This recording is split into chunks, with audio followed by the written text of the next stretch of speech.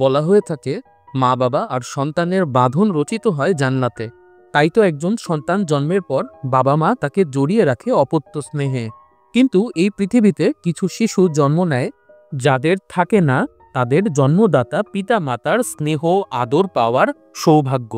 সেরকমই এক শিশুর গল্প আমরা জানতে পারি সিয়াম, বুবলি এবং দিঘি অভিনীত জংলি সিনেমাতে, যেটি মুক্তি পেয়েছিল এবারের ঈদে। এই পর্যায়ে সিনেমার কাহিনীর ব্যাপারে কিছুটা ধারণা দেয়া হবে, তাই আগেই স্পয়লার অ্যালার্ট দিয়ে রাখছি। আর কাহিনী সংক্ষেপের পর থাকছে তুলনামূলক একটু আলোচনা। জংলি সিনেমাটির স্টোরি লাইন বর্ণিত হয়েছে তিথি নামের একজন ডাক্তারের জবানিতে। সিনেমার শুরুতে তিথির হাতে ভূমিষ্ঠ হয় একজন নবজাতক সন্তান, কিন্তু সেই বাচ্চাটি ছিল এক অবৈধ সম্পর্কের ফসল। বাচ্চাটির মা বাচ্চাটির বায়োলজিক্যাল ফাদারকে ফোন করলে সে সাফ জানিয়ে দেয় মেয়েটি প্রেগনেন্ট হবার পরেই সে বলেছিল অ্যাবর্শন করে নিতে। এখন যেহেতু মেয়েটি তার কথা শোনেনি, তাই বাচ্চাটির কোনো দায় দায়িত্ব সে নিতে পারবে না। উপায় না দেখে মেয়েটির মা লোকলজ্জার হাত থেকে বাঁচতে নিজের নারী ছেঁড়া ধনকে ফেলে দেয় একটা ডাস্টবিনে। কিন্তু বিধাতার ইচ্ছে ছিল ভিন্ন। সেই মুহূর্তেই তার সঙ্গে দেখা হয় ডাক্তার তিথির। ডাস্টবিন থেকে কান্নার শব্দ শুনেই সে বুঝতে পারে মেয়েটি তার নবজাতককে ফেলে দিয়ে যাচ্ছে। তিথি বাচ্চাটিকে দ্রুত তুলে নেয় এবং তার মাকে নিজের কাছে নিয়ে আসে। মেয়েটির অসহায়ত্ব বুঝতে পেরে সে তাকে একটা গল্প শোনায়। এই গল্পটা ছিল জনি নামের একটি ছেলের। জনি ছিল একজন বিখ্যাত ভার্সিটি প্রফেসরের ছেলে। ভার্সিটিতে পড়া অবস্থায় প্রেমে পড়ে যায় নূপুর নামের এক মেয়ের। একদিন নূপুরকে কিছু বখাটে ছেলে উত্ত্যক্ত করায় জনি তাদের সঙ্গে মারপিটে লিপ্ত হয়। এই মারামারির ঘটনা পৌঁছে যায় তার বাবার কানে। জনির বাবা তার ছেলের এমন কর্মকাণ্ড একদমই সহ্য করতে পারতেন না। তার স্ত্রী অর্থাৎ জনির মা এক অ্যাক্সিডেন্টে মারা গিয়েছিল, আর সেজন্য সে সবসময় দায়ী করে আসছিল তার ছেলে জনিকে। যদিও জনির ধারণা তার বাবার উদাসীনতাই দায়ী তার মায়ের মৃত্যুর পেছনে। মায়ের মৃত্যুর জন্য পিতা পুত্রের এই পাল্টাপাল্টি দায়ী করার কারণে তাদের সম্পর্ক দিনে দিনে তিক্ত হয়ে ওঠে। জনির সারা জীবনের স্বপ্ন ছিল ক্রিকেটার হওয়া, কিন্তু বাবার চাপে পড়ে তাকে বেছে নিতে হয়েছে গড়পড়তা একজন সাধারণ মানুষের জীবন। এসব নিয়ে সে অনেক ফ্রাস্ট্রেটেড ছিল, আর তার জীবনের এসব গল্প সে শেয়ার করত নূপুরের সাথে। কিন্তু একদিন ভার্সিটিতে যেয়ে জনি জানতে পারে নূপুরের বিয়ে ঠিক হয়ে গেছে। উন্মাতাল অবস্থায় সে নূপুরের বিয়ে বাড়িতে যেয়ে নূপুরকে তার ভালোবাসার কথা বললে নূপুর তাকে চর মেরে বসে। নূপুর আসলে জনিকে বন্ধুর চেয়ে বেশি কিছু ভাবত না।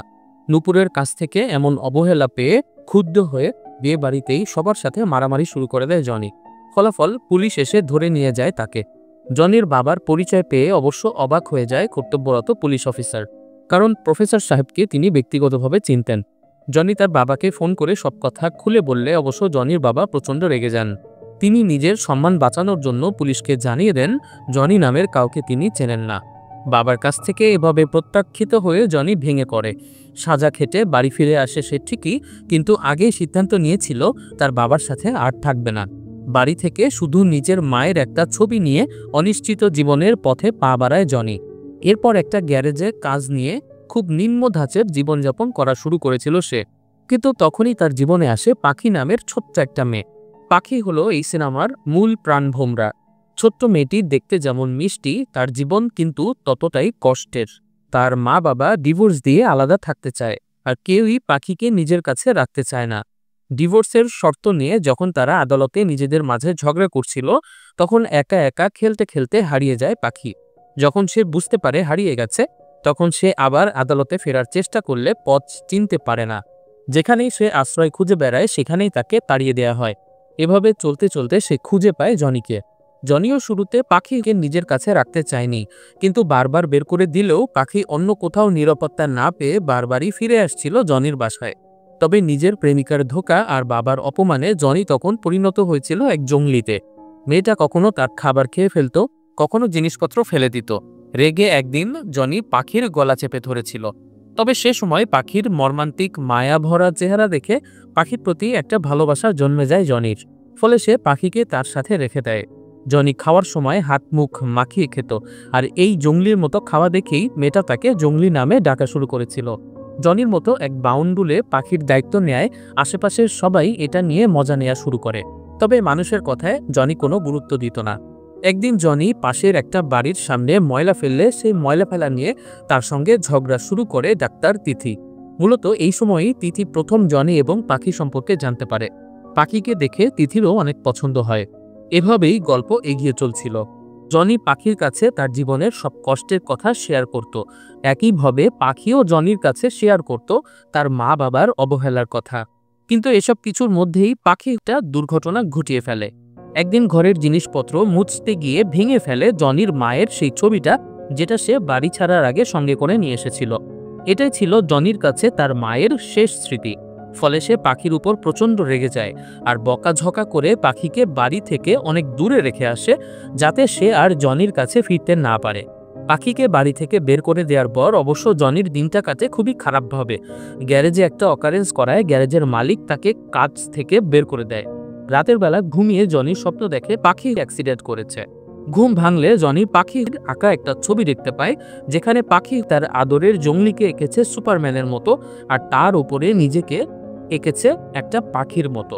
জনি এই ছবি দেখে খুবই আবেগাপ্লুত হয়ে পড়ে এবং পাখিকে খুঁজতে বের হয়ে যায়। একসময় ঝড় বৃষ্টির মধ্যে অসুস্থ অবস্থায় সে পাখিকে আবিষ্কার করে। জনি তখন দ্রুত পাখিকে হাসপাতালে নিয়ে গেলে ডাক্তার তিথি পাখিকে ইমার্জেন্সিতে ভর্তি করিয়ে দেয়। তিথি এতদিন ভাবত পাখি বুঝি জনির মেয়ে। তবে পাখি সুস্থ হবার পর ডাক্তার তিথি একসময় জানতে পারে যে পাখি আসলে জনির মেয়ে না। তিথি তখন পাখিকে তার আসল মা বাবার কাছে পৌঁছে দেওয়ার চেষ্টা করে। ডাক্তারের চোখ ফাঁকি দিয়ে জনি পাখিকে দেখতে ইমার্জেন্সিতে ঢুকে পড়লে সেখানে এক হৃদয় বিদারক পরিস্থিতির উদ্ভব হয়। পাখি তার বাবা মায়ের কাছে ফেরত যেতে চায় না। সে চায় জনি তার বাবা হয়ে উঠুক। তিথি বুঝতে পারে জনি পাখির বায়োলজিক্যাল ফাদার না হলেও তাদের মধ্যে রয়েছে একটা আত্মার বন্ধন। এরপর থেকেই পাখি জনির কাছেই বড় হতে থাকে। আর জনি যেভাবে পাখি টেক কেয়ার করতো সেটা দেখে তিথি বেশ ইমপ্রেসড হয়ে যায়। এর মধ্যে পাখিও চেষ্টা করতে থাকে জনির সাথে যাতে তিথির প্রেম হয়ে যায়। তিথিও একসময় জানতে পারে জনির অতীত ইতিহাস। সে যে আসলে এক গ্যারেজ মেকানিক নয়, বরং সম্ভ্রান্ত ঘরের এক সন্তান। সেও কিছুটা জনির উপর ঝুঁকে পড়ে। পাখি এরপর থেকে তিথিকে মা বলে ডাকা শুরু করে। এমনকি তিথির বাসায় একদিন পাত্রপক্ষ দেখতে আসলে সেখানেও তাকে মা বলে ডেকে ভজঘট পাকিয়ে দেয় পাখি। কিন্তু পাখি যতই তাদের মধ্যে প্রেম ঘটানোর চেষ্টা করুক না কেন, জনি কিন্তু ডিটারমাইন্ড যে একবার নূপুরের কাছ থেকে সে ছ্যাঁকা খেয়েছে এবং এরপরে আর এইসব প্রেম ভালোবাসায় জড়াতে চায় না সে।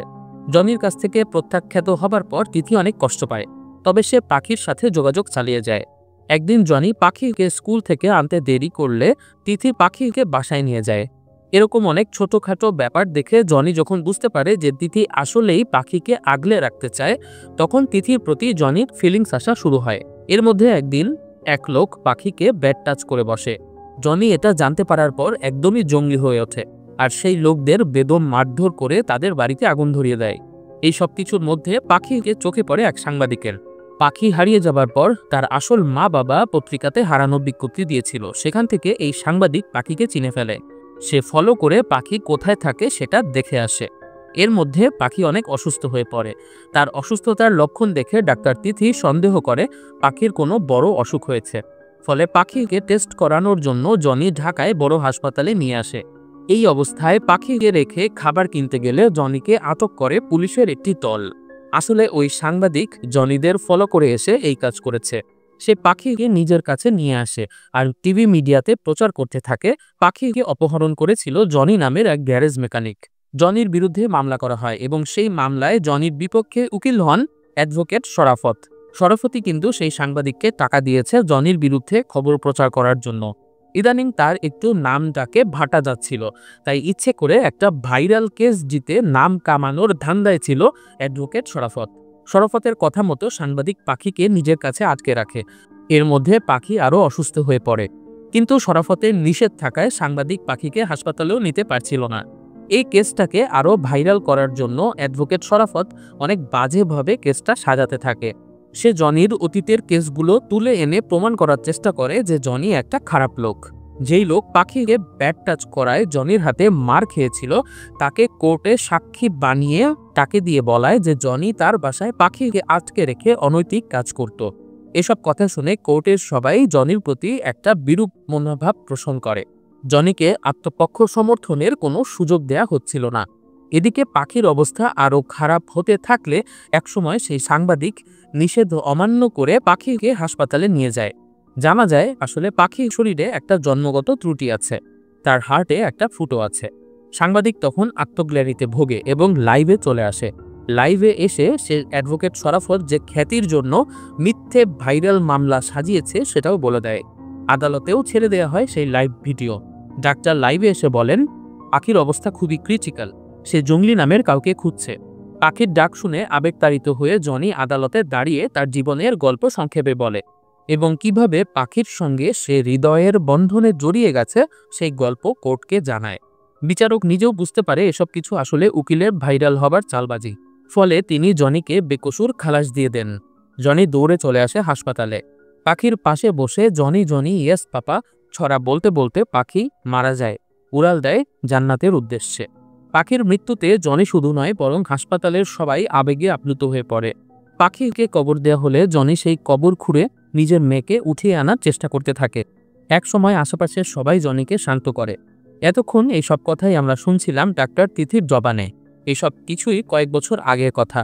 তিথি সেই ডাস্টবিনে ফেলে দেয়া নবজাতক এবং তার মাকে নিয়ে যায় বর্তমানে জনির কাছে। সেদিনের সেই জঙ্গলি এখনো বেঁচে আছে পাখির স্মৃতি নিয়ে, আর পাখির মতো অনেকগুলো শিশুর বাবা হয়ে। অর্থাৎ সে নিজের একটা অনাথ আশ্রম গড়ে তুলেছে, যেখানে পাখির মতো অনেক মেয়েকে পিতৃস্নেহে বড় করছে জনি। তবে জনির এই গল্প শুনে সেই মায়ের ভেতরে এক দৈব শক্তির উদ্ভব হয়। সে তার নবজাতক কন্যাকে অনাথ আশ্রমে না দিয়ে নিজেই বড় করবে বলে সিদ্ধান্ত নেয়। সমাজের সকল বাধা বিপত্তি এড়িয়ে সে তার সন্তানের মা বাবা দুই ভূমিকাই পালন করবে, আর নিজের মেয়ের নাম রাখবে পাখি। এখানেই শেষ হয় জঙ্গলি সিনেমার গল্পটি। জঙ্গলি সিনেমার গল্পটি গতানুগতিক বাংলা সিনেমার চেয়ে একটু আলাদা, সন্দেহ নেই। অনেকেই বলার চেষ্টা করছেন গল্পটি বিভিন্ন বলিউড বা তামিল সিনেমা থেকে ইন্সপায়ার্ড হয়েছে। সেটি হতেই পারে, কিন্তু যতক্ষণ না সিন বাই সিন কপি হচ্ছে ততক্ষণ পর্যন্ত আমি কোনো সিনেমার কাহিনীকে নকল বলতে রাজি নই। বরং গল্পের দিক থেকে ব্যতিক্রমধর্মী কিছু করায় জঙ্গলিকে সাধুবাদ দেব আমি।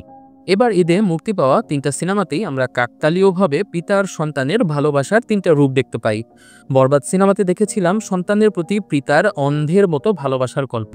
দাগি সিনেমাতে দেখেছিলাম সন্তানসম এক কন্যার জন্য পিতার আত্মত্যাগ।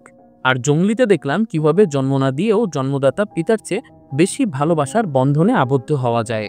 জঙ্গলি সিনেমার গল্পটি নিঃসন্দেহে আবেগতাড়িত হবার মতো একটি গল্প। সিয়াম বুবলি বরাবরের মতোই অভিনয়ের দিক থেকে দারুণ ছিলেন। তবে সিনেমার সব আলো কেড়ে নিয়েছেন পাখি চরিত্রে অভিনয় করা শিশু শিল্পী নৈরিতা। এই বয়সে এত সুন্দর ডায়ালগ ডেলিভারি, এত সুন্দর এক্সপ্রেশন। সাংবাদিক চরিত্রে রাশেদ মামুন অপুও সেকেন্ড হাফে দারুণ এক ক্যামিও উপহার দিয়েছিলেন। তার চরিত্রটা ছিল অনেকটা গ্রে শেডেড ক্যারেক্টার, অর্থাৎ পজিটিভ নেগেটিভের মিশ্রণ। তবে নূপুর চরিত্রতে দিঘিকে ওভার হাইপড লেগেছে। এখানে অন্য কাউকেও কাস্টিং করানো যেত। তবে গল্পের বিল্ড আপ, ডায়ালগ ডেলিভারি এসব ক্ষেত্রে জঙ্গলির আরও ডেভেলপ করার দরকার ছিল। চিত্রনাট্যতে বেশ ঘাটতি লেগেছে আমার কাছে। টেকনিক্যাল দিকগুলো যদি আরও উন্নত করা যেত তাহলে জঙ্গলিকে হয়তো বলা যেত এবারের অন্যতম সেরা সিনেমা। কারণ অনেকদিন পর একটা proper main stream Bangla cinema দেখলাম, যেখানে রিয়েল লাইফের কিছু শিক্ষণীয় ব্যাপার নিয়ে আলোচনা করা হয়েছে, যেমন good parenting, good touch, bad touch ইত্যাদি। তো এই ছিল জঙ্গলি সিনেমা নিয়ে আমাদের রিভিউ ভিডিও। ভিডিওটি ভালো লাগলে লাইক করুন, কমেন্ট করে উৎসাহিত করুন, এবং এরকম আরও ভিডিও দেখতে চাইলে আমাদের চ্যানেলটি সাবস্ক্রাইব করে দিন। সামনেই আমরা নিয়ে আসব তাসনিয়া ফারিন অভিনীত ফাতিমা সিনেমাটির এক্সপ্লেনেশন ভিডিও। কাজেই সাবস্ক্রাইব করে পাশেই থাকুন। সবাই অনেক ভালো থাকবেন, সুস্থ থাকবেন এই কামনায় বিদায়।